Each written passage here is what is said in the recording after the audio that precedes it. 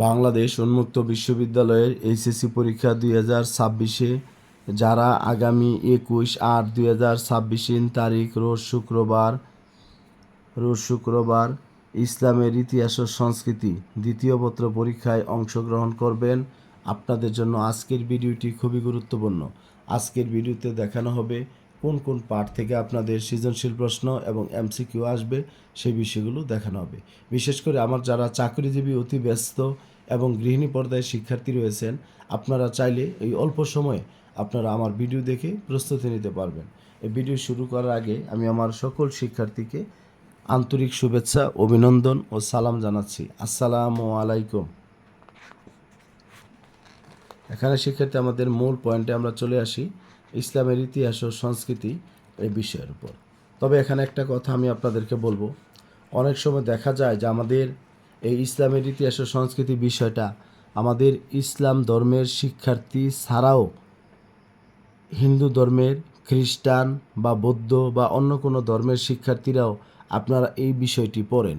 সেই জন্য আপনাদের অনেক সময় এই বিষয়টা বুঝতে অসুবিধা হয়। সেই জন্য আমি আপনাদের বলবো, আজকে আমি এখানে যে পাঠগুলো দেখাবো, এই পাঠগুলো থেকেই আপনারা চেষ্টা করবেন পরীক্ষার প্রস্তুতি নেওয়ার জন্য। যেমন এখানে ইউনিট 1-এর পার্ট 1, পার্ট 2, পার্ট 3, পার্ট 4, এই 4টা পার্ট আপনারা ভালো করে পড়বেন।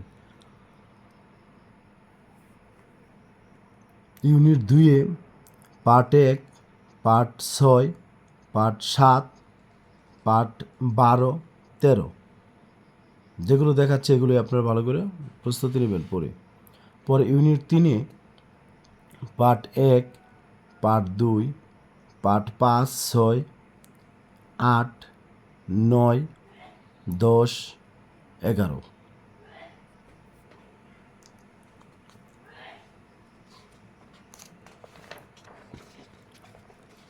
এরপরে ইউনিট 4-এ পার্ট 2, ইউনিট 5-এ পার্ট 1, 2, 7, 9 আর ইউনিট 6-এ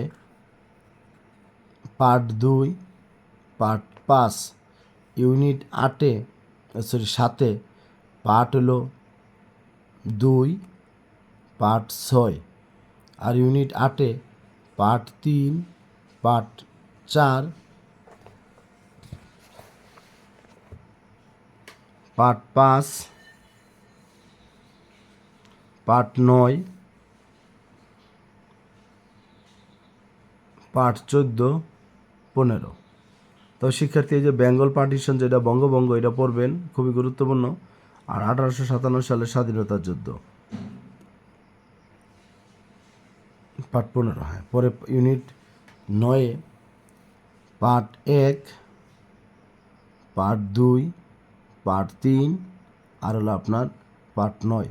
তবে যারা একেবারে অল্প সময় প্রস্তুতি নিতে চান, আপনারা সর্বপ্রথম আগে পার্ট 8 পড়বেন, ইউনিট 8 পড়বেন। ইউনিট 8 পড়লে 2টা সৃজনশীল প্রশ্ন আপনারা কমন পাবেন। ঠিক আছে, ইউনিট 8টা ভালো করে আগে পড়ে নেবেন, 2টা সৃজনশীল প্রশ্ন আপনারা ভালোভাবে এখান থেকে লিখতে পারবেন। তারপর শিক্ষার্থী অন্যান্য পাঠগুলো যদি আপনারা চান, সে যেগুলো দেখাইছি এইভাবে আপনারা প্রস্তুতি নেবেন। তবে শিক্ষার্থী, আমি চাই আপনারা একটা ভালো প্রস্তুতি নেন। আর যে কোনো প্রয়োজনে যদি আপনাদের প্রয়োজন হয়, তাহলে আপনারা আমার সাথে 01609781125 এই হোয়াটসঅ্যাপ নাম্বারে মেসেজ দিবেন এবং আপনারা আমার সাথে যোগাযোগ করবেন। সকলের সুস্বাস্থ্য দীর্ঘায়ু কামনা করে এখানে শেষ করছি। আসসালামু আলাইকুম।